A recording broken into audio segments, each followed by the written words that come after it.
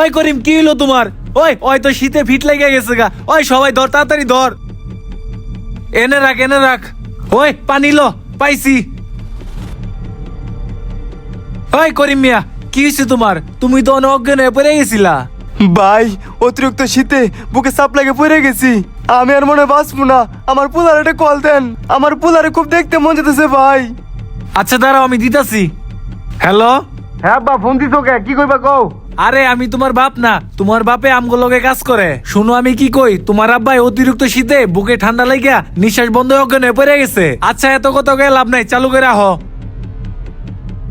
ওই করিম মিয়া, তুমি চিন্তা করো না, তোমার পোলাই আইতাছে।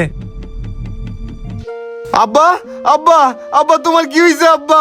ওই মিয়া, কথা কইবো মানে? তুমি কেমন পোলা হইছো? তোমার মতো ডামরা পোলা থাকতে তোমার বাপে ইট বাটায় শীতের ভিতরে কাজ করে, তোমার এই শখের জ্যাকেটের লাইগা তোমার বাপে ইট বাটায় ওভার টাইমের কাজ করতে যায় অজ্ঞান হয়ে পড়ে গেছে। আর এই তোমার কি আকল জ্ঞান নাই কে? এত বড় হইছো এখনো বাপের হোটেলে বয়ে বয়ে খাও? তোমার শীত লাগে, তোমার বাপের কি শীত লাগে না? কই তোমার বাপে তো একটা জ্যাকেটও কিনলো না। তোমার বাপে মহাজনের কাছ থেকে টাকা নিয়া যাই পারছে একটা জ্যাকেট তো কিনা দিছে, তুমি কি করছো? ওইটা ফালাই দিয়ে তারে অপমান করছো। কাজটা কিন্তু মোটেও ঠিক করো নাই। কেন তুমি তোমার বাপরে কিনা দিতে পারো নাই? তুমি তো বড় হইছো, কেন তুমি তোমার বাপরে একটা কিনা দাও? তোমার শীতের কাপড়ে চিন্তা করছে, নিজের চিন্তা একবারও করে নাই। বাপের কাছ থেকে জোর করে টাকা নিয়ে টই টই করে ঘুরো, আর একটু বাপের কষ্টটা বুঝছো। হ সুমন কাকা, আপনি ঠিকই কইছেন। আমার বাপে একই শীতের কাপড় দিয়া বছরকে বছর পার করে। এই বছর হ্যাঁ শীতের কাপড় পরে নাই, হ্যাঁ আমারে দিছিল পরনের লেগা, অথচ নিজে কিছু পরে নাই।